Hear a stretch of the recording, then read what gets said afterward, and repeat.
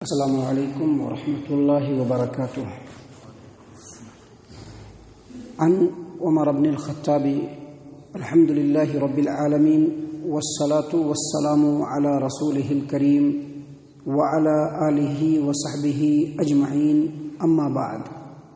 عن عمر بن الخطاب رضی اللہ عنہ علی المنبر قال سمعت رسول اللہ صلی اللہ علیہ وسلم یقول انما الاعمال بالنیات. الحدیث رواہ البخاری فی صحیحہ فی کتاب بدء الوحی. محترم سامعین کرام، غسل کن چیزوں سے واجب ہو جاتا ہے، اس کے تعلق سے باتیں کل ہم نے آپ کے سامنے پیش کر دی ہیں. اب اگر کسی انسان کے اوپر غسل واجب ہوتا ہے تو اس کو چاہیے کہ غسل کرنے سے پہلے دل کے اندر نیت کرے. غسل کا جو طریقہ ہے اس طریقے میں سب سے پہلی بات یہی آتی ہے کہ جب غسل کرنا ہو تو جس وجہ سے غسل واجب ہوا ہے، جس سبب سے غسل واجب ہوا ہے، اس کو دور کرنے کے لیے ضروری ہے کہ نیت کرے. مثال کے طور پر ایک آدمی کو شوہر و بیوی کے ساتھ ہم بستری جو ہوتا ہے اس کے بعد اس کے اوپر غسل واجب ہوا ہے. اب وہ غسل کرنے کے لیے جائے گا تو اس کو نیت کرنا ضروری ہے کہ میں جنابت کو دور کرنے کے لیے نیت کر رہا ہوں، کیونکہ میں نے کل بتلایا تھا کہ کئی وجہوں سے غسل واجب ہوتا ہے. تو الگ الگ وجہ ہیں. ایک آدمی پہلے نان مسلم تھا، بعد میں وہ اسلام قبول کیا، تو اس کے دل میں یہ نیت ہونی چاہیے کہ میں ابھی مسلمان ہوا ہوں، اب پورے طور پر پاکی اور صفائی لینا چاہتا ہوں، لہذا میں غسل کر رہا ہوں. تو یہ نیت کرنا ضروری ہے. اگر بغیر نیت کے کوئی آدمی غسل کر لیا تو سمجھ لیجئے کہ اس کا غسل نہیں ہوا، اس کو پھر سے غسل کرنا پڑے گا. کیونکہ ابھی میں نے آپ کے سامنے صحیح البخاری کتاب بدء الوحی حدیث نمبر 1 عمر بن خطاب رضی اللہ عنہ کی روایت آپ کے سامنے پیش کی. نبی صلی اللہ علیہ وسلم نے فرمایا انما الاعمال بالنیات، عملوں کا دار و مدار نیت کے اوپر ہے. عملوں کا دار و مدار نیتوں کے اوپر ہے. لہذا جب غسل کرنے کے لیے جائیے، غسل ہمارے اوپر واجب ہے تو جس وجہ سے غسل واجب ہوا ہے دل میں اس کا ارادہ ہونا چاہیے، اور یہ عبادت کے اندر داخل ہے. محترم سامعین کرام، جب ہم غسل کرنے کے لیے جائیں گے اور ہم مسنون غسل کر رہے ہیں، ہمارے اوپر غسل واجب ہے، تو اس کے لیے ایک شرعی طریقہ ہے جو نبی صلی اللہ علیہ وسلم نے بیان فرمایا ہے. اس کا شرعی طریقہ کیا ہے؟ پہلے دل کے اندر نیت کرنا کہ ہم فلاں وجہ سے غسل کرنے کے لیے جا رہے ہیں. اس کے بعد جب حمام کے اندر پہنچے تو سب سے پہلے، اب حمام میں کر رہے ہو غسل، یا ہو سکتا ہے کہ کوئی ایسا مقام ہے جہاں پر کھلا ہوا ہے، تو غسل کرنے سے پہلے پردہ کر لے. کیونکہ نبی صلی اللہ علیہ وسلم جب غسل فرماتے تھے تو پردہ کر لیا کرتے تھے. لہذا غسل کرے تو پردے کے اندر غسل کرے، پردے سے باہر غسل نہیں کرے. اب یہ آگے ہم بتلائیں گے حدیث کی روشنی میں کہ پردہ کرنا بالکل ضروری ہے. اس کے بعد جب ہم پانی کے پاس بیٹھے ہیں تو سب سے پہلے اپنے ہاتھ کو دھونا ہے، دونوں ہاتھ کو. عموماً آدمی محتلم ہوتا ہے یا جنبی ہوتا ہے تو اس کے ہاتھ بھی آلود ہوتے ہیں، تو پہلے ہاتھ کو دھوئے. ہاتھ کو دھونے کے بعد اپنے اس داہنے ہاتھ سے پانی کو اٹھائے، جگ ہے یا کوئی بھی چیز ہے، یا آدمی کے پاس جو ہے نل ہوتا ہے لگا ہوا، وہ نل کا پانی ہو، جو بھی ہو، ہاتھ سے ایسے اٹھائے اور اپنے شرمگاہ پر ڈالے اور خاص جگہوں پر ڈالے جہاں پر ناپاکی لگی ہوئی ہے، اور پہلے ان جگہوں کو صاف کرے. ان جگہوں کو صاف کر لینے کے بعد پھر اپنے ہاتھ کو صابن سے یا مٹی سے یا جو کچھ بھی آپ کے پاس ہو، ہینڈ واش بھی ہوتا ہے، اس سے پہلے اپنے ہاتھ کو اچھی طریقے سے دھو لے. اور دھو لینے کے بعد پھر جیسے نماز کے لیے وضو کرتے ہیں ویسے وضو کرنا ہے، لیکن سر کا مسح نہیں کرنا ہے اور پیر نہیں دھونا ہے. یہ دو چیز نہیں کرنا ہے. پہلے دونوں ہاتھ دھویا، پھر کلی کیا اور ناک میں پانی ڈالا، پھر اپنے چہرے کو دھویا، اور پھر اپنے دونوں ہاتھوں کو کوہنیوں سمیت دھویا، اور اس کے بعد چھوڑ دینا ہے. اس کے بعد کیا کرنا ہے؟ آپ کے پاس جگ ہے یا آپ شاور میں نہا رہے ہیں یا آپ کے پاس جو نل ہوتا ہے وہ ہے، نل اگر ہے تو اس سے اپنے سر کے اوپر پانی ڈالیں، اور پانی ڈال کر کے اپنے ہاتھ سے ایک دم بالوں کے جڑوں میں پانی کو پہنچائیں. اس کے بعد پورے جسم پر پانی بہائیں، اور پھر اگر وہ جگہ صاف ستھرا ہے تو وہیں پر اپنے پیر کو دھو لے. اگر صاف ستھرا نہیں ہے تو ذرا دور ہٹ کر کے پورے نہانے کو پورے کمپلیٹ کر کے دور ہٹ کر کے وہاں پر سے پیر کو دھوئے۔ محترم سامعین کرام، اس کی دلیل اللہ کے رسول صلی اللہ علیہ وسلم کے فرمان میں موجود ہے۔ دیکھیے اس کی دلیل ہے، صحیح البخاری کی روایت ہے، صحیح البخاری کتاب الغسل باب الوضوء قبل الغسل حدیث نمبر 248۔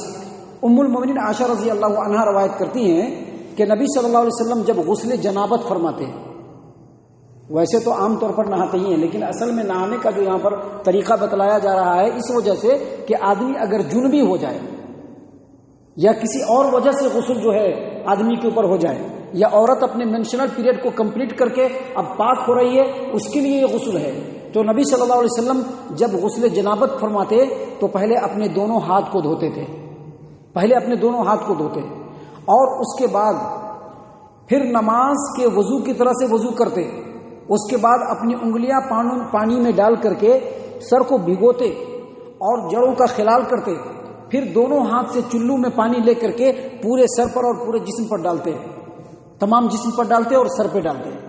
محترم سامعین کرام، یہاں پر اتنی روایت ہے، اور اس کے بعد اگلی جو روایت ہے جو صحیح البخاری کی ہی ہے، حدیث نمبر 257، اس میں عبداللہ ابن عباس رضی اللہ عنہما روایت کرتے ہیں کہ انہوں نے کہا کہ میمونہ رضی اللہ عنہا نے فرمایا کہ میں نے ایک مرتبہ نبی صلی اللہ علیہ وسلم کے غسل کے لیے پانی رکھا تو آپ صلی اللہ علیہ وسلم نے سب سے پہلے اپنا ہاتھ 3 مرتبہ دھویا۔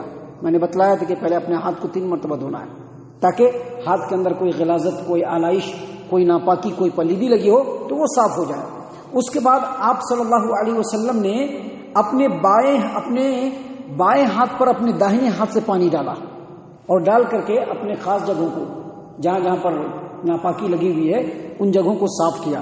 اس کے بعد میمونہ رضی اللہ عنہا فرماتی ہیں کہ آپ صلی اللہ علیہ وسلم نے اس کے بعد اپنے ہاتھ کو زمین پر رگڑا اور رگڑ کر کے ہاتھ کو صاف کر لیا، اور پھر آپ صلی اللہ علیہ وسلم نے سب سے پہلے اپنے ہاتھ کو دھویا، پھر کلی کیا، ناک میں پانی ڈالا، پھر اپنے چہرے کو دھویا، اور چہرے کو دھونے کے بعد اپنے دونوں ہاتھ کو دھویا، اور اس کے بعد اپنے پورے جسم پہ پانی بہایا، اور پھر وہاں سے تھوڑا ہٹ کر کے پیر کو دھویا نبی صلی اللہ علیہ وسلم نے۔ سامعین کرام، آپ دیکھ لیجیے، یہ طریقہ یہی طریقہ ہے جس کو تقریباً تمام صحابہ کرام رضی اللہ عنہم نے بیان کیا ہے۔ ام المؤمنین عائشہ رضی اللہ عنہا نے بھی بیان کیا ہے، عبداللہ ابن عباس رضی اللہ عنہما نے بیان کیا ہے، عبداللہ ابن عمر رضی اللہ عنہما نے بیان کیا ہے، میمونہ رضی اللہ عنہا نے بیان کیا ہے کہ غسل کرنے کا یہی طریقہ ہے۔ اس میں کچھ باتوں کو ایک دم ملحوظ رکھیے اور یاد رکھیے۔ پہلی بات یہ کہ جب غسل کرنے کے لیے آئیے تو دل میں نیت کر لیجئے کہ میں کیوں غسل کر رہا ہوں۔ ابھی جمعہ کے دن بھی غسل کرتے ہیں نا، نیت کر لیجئے کہ آج جمعہ کا دن ہے، میں غسل کر رہا ہوں۔ زبان سے بولنے کی ضرورت نہیں ہے۔ ابھی جمعہ کا دن ہوتا ہے تو آدمی کیا کرتا ہے، جب غسل کرنے کا وقت ہے تو آدمی کے دل میں خود بخود ارادہ آ جاتا ہے، بس وہی نیت ہو گیا، اس کے لیے اسپیشلی الگ سے نیت کرنے کی ضرورت نہیں ہے۔ اس کے بعد جب جائیے تو پہلے اپنے ہاتھ کو دھوئیے اچھے طریقے سے۔ ہاتھ کو دھونے کے بعد جسم کا جو نیچے والا حصہ ہے اس کو صاف کر لیجیے اچھے طریقے سے، اس کو کہتے ہیں استنجا کرنا، اور اس کو صاف کرنے کے بعد پھر سے ہاتھ کو دھو لیجیے، اور اس کے بعد وضو کیجیے۔ تو وضو کرنے میں چہرہ اور دونوں ہاتھ دھونے کے بعد سر کا مسح نہیں کرنا ہے۔